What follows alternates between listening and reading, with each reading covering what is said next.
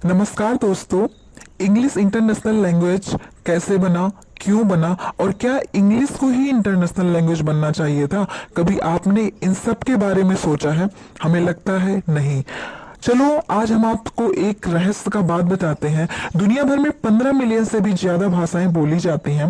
China, Japan जैसी developed country ने तो अभी तक अपनी भाषा नहीं छोड़ी है, लेकिन फिर भी उनको ग्लोबल मीटिंग्स में इंग्लिश का ही यूज क्यों करना पड़ता है? अपनी भाषा को रखने के लिए, अपनी बातों को बताने के लिए, चीजों को एक माध्यम से दूसरे को डिलीवर करने के लिए इंग्लिश का ही सहारा क्यों लेते हैं?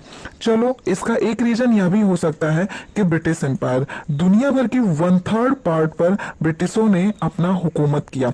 1922 में ब्रिटिश एम्पायर अपने चरम सीमा पर था, लेकिन 1950 तक आते आते कई देशों ने ब्रिटिश के खिलाफ अपना स्वतंत्रता बिगुल बजा दिया था। लेकिन फिर भी आज तक उन देशों में जिस पर ब्रिटिश एम्पायर था, वहां पर आज तक भी इंग्लिश भाषा ही क्यों अपनाई गई है? क्यों उनको एक जोड़ने का, एक कनेक्टिंग लिंक का काम इंग्लिश भाषा कर रही है? इसका एक रीजन, महत्वपूर्ण रीजन ये है कि ब्रिटिशर्स ने जहां पर आक्रमण किया, उनका सिर्फ एक उद्देश्य नहीं था लूटमार।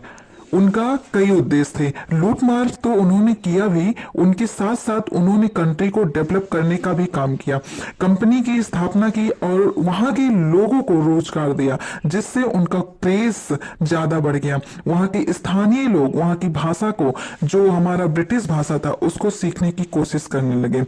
और जो हमारे ब्रिटिशर्स कई कंट्रीज पर आक्रमण किए थे, वहां पर उन्होंने कंपनी स्थापित की और वहां पर कई मशीन और कई दुनिया भर की नई टेक्नोलॉजी को डेवलप किया, जिसको चलाने के लिए, सीखने के लिए इंग्लिश भाषा बहुत जरूरी हो गई। और आज कई देशों में अपना संविधान लागू होने के बावजूद भी इंग्लिश का वजूद अभी तक बना है। चलो हम अपने इंडिया की बात करते हैं। हमारी इंडिया, यहाँ पर लगभग 1000 से भी ज्यादा भाषाएं बोली जाती हैं, लेकिन फिर भी अभी तक हमारे इंडिया में इंग्लिश को ही इंटरनेशनल लैंग्वेज, इंग्लिश का ही ज्यादा महत्वपूर्ण, ज्यादा बोलबाला है।